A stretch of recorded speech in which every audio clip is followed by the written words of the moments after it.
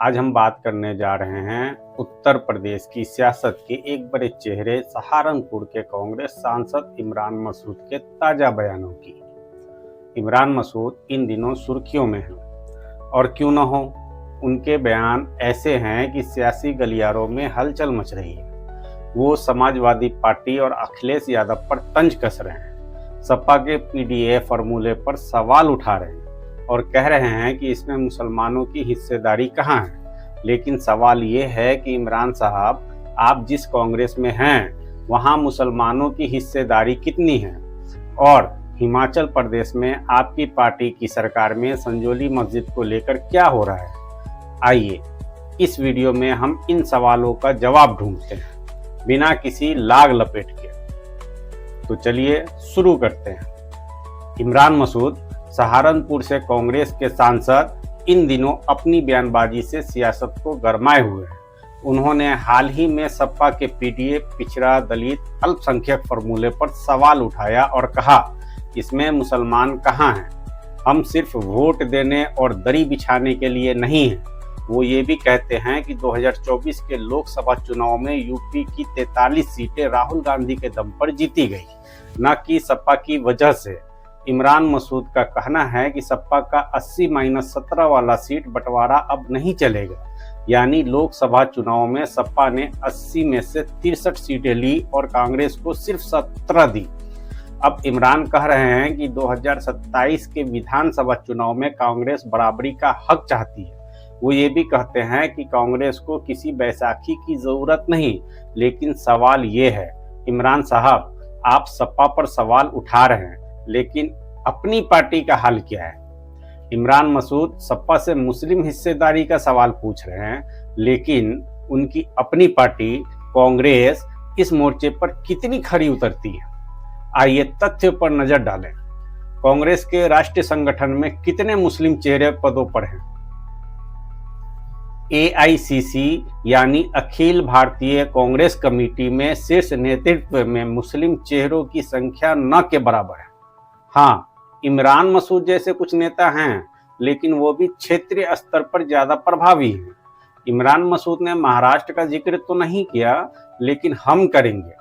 महाराष्ट्र में मुस्लिम आबादी करीब 12% है, लेकिन 2024 के लोकसभा चुनाव में कांग्रेस ने एक भी मुस्लिम प्रत्याशी को टिकट नहीं दिया। यूपी में भी, जहां मुस्लिम आबादी 19% से ज्यादा है, कांग्रेस ने सिर्फ 2 मुस्लिम उम्मीदवार उतारे। इमरान मसूद और दानिश अली, क्या ये आबादी के हिसाब से हिस्सेदारी है? इमरान मसूद कहते हैं कि मुसलमान राहुल गांधी को अपना नेता मानते हैं। ये बात सही हो सकती है, क्योंकि राहुल गांधी ने अल्पसंख्यक मुद्दों पर खुलकर बोला है। लेकिन क्या सिर्फ बयानबाजी से हिस्सेदारी पूरी हो जाती है? संगठन और टिकट वितरण में मुसलमानों को कितना मौका मिलता है, ये बड़ा सवाल है। अब बात करते हैं हिमाचल प्रदेश की, जहां कांग्रेस की सरकार है। इमरान मसूद सपा पर मुस्लिम हिस्सेदारी का सवाल उठा रहे हैं, लेकिन उनकी अपनी पार्टी की सरकार संजौली मस्जिद विवाद में क्या कर रही है? हिमाचल के शिमला में संजौली मस्जिद को लेकर लंबे समय से विवाद चल रहा है। ये मस्जिद मुस्लिम समुदाय के लिए ऐतिहासिक और भावनात्मक महत्व रखती है, लेकिन कांग्रेस सरकार ने इस मुद्दे पर क्या किया? संजौली में मस्जिद को लेकर हुए प्रदर्शनों में तनाव बढ़ा और कांग्रेस सरकार पर अल्पसंख्यकों के हितों की अनदेखी का आरोप लगा। राहुल गांधी और कांग्रेस के बड़े नेता इस मुद्दे पर खुलकर नहीं बोले। इमरान मसूद जो मुस्लिम हितों की बात करते हैं, वो भी इस पर चुप हैं। तो सवाल ये है, इमरान साहब, अगर आप मुस्लिम हिस्सेदारी की बात करते हैं, तो हिमाचल में आपकी सरकार के इस रवैये पर क्यों नहीं बोलते? क्या ये दोहरा मापदंड नहीं है? इमरान मसूद के बयानों ने सपा कांग्रेस गठबंधन पर सवाल खड़े कर दिए। 2024 के लोकसभा चुनाव में इस गठबंधन ने यूपी में 43 सीटें जीती, जो बीजेपी के लिए बड़ा झटका था। लेकिन अब 2027 के विधानसभा चुनाव से पहले तनाव बढ़ रहे हैं। इमरान कहते हैं कि सपा के साथ गठबंधन तभी होगी जब इज्जत मिलेगी। वो 80-17 के फॉर्मूले को खारिज कर रहे हैं। और कहते हैं कि कांग्रेस 403 सीटों पर तैयारी कर रही है। सपा के नेता चुप हैं, लेकिन अखिलेश यादव ने सहारनपुर में इमरान मसूद और सपा विधायक आसू मलिक के बीच टकराव पर कोई टिप्पणी नहीं की। सपा ने मुस्लिम वोट बैंक को साधने के लिए अपने नेताओं को सक्रिय किया है, जैसे सलीम शेरवानी और अताउर रहमान। अगर इमरान मसूद की बयानबाजी जारी रही तो गठबंधन पर खतरा बढ़ सकता है, लेकिन सियासत में कुछ भी अस्थायी नहीं होता।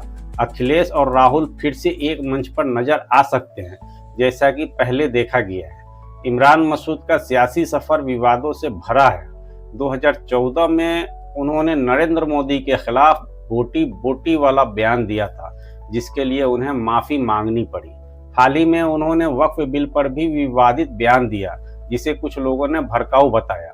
इमरान मसूद पश्चिमी यूपी में मुस्लिम वोट बैंक को कांग्रेस की ओर खींचना चाहते हैं, लेकिन उनकी बयानबाजी से सपा और कांग्रेस के बीच तनाव बढ़ रहा है और गठबंधन टूटा तो इसका सबसे बड़ा नुकसान कांग्रेस को हो सकता है, क्योंकि सपा का यूपी में संगठन ज्यादा मजबूत है और इमरान मसूद की बरबोली छवि उनकी सियासी पारी को नुकसान पहुंचा सकती है। इमरान मसूद की बयानबाजी से साफ है कि वो सियासत में बड़ा दांव खेल रहे हैं, लेकिन जब खुद का घर शीशे का हो तो दूसरों पर पत्थर उछालना जोखिम भरा हो सकता है। कांग्रेस में मुस्लिम हिस्सेदारी का सवाल हो, हिमाचल का मस्जिद विवाद हो या सपा के साथ गठबंधन का भविष्य, इमरान मसूद को अपने बयानों के असर को समझना होगा। क्या इमरान मसूद की ये बयानबाजी सही है या वो सियासी नुकसान की ओर बढ़ रहे हैं? कमेंट में बताइए। और हाँ, अगर आपको ये वीडियो पसंद आया तो लाइक, शेयर और सब्सक्राइब ज़रूर करें। घंटी दबाना ना भूलें ताकि हमारी हर नई वीडियो आप तक पहुँचे।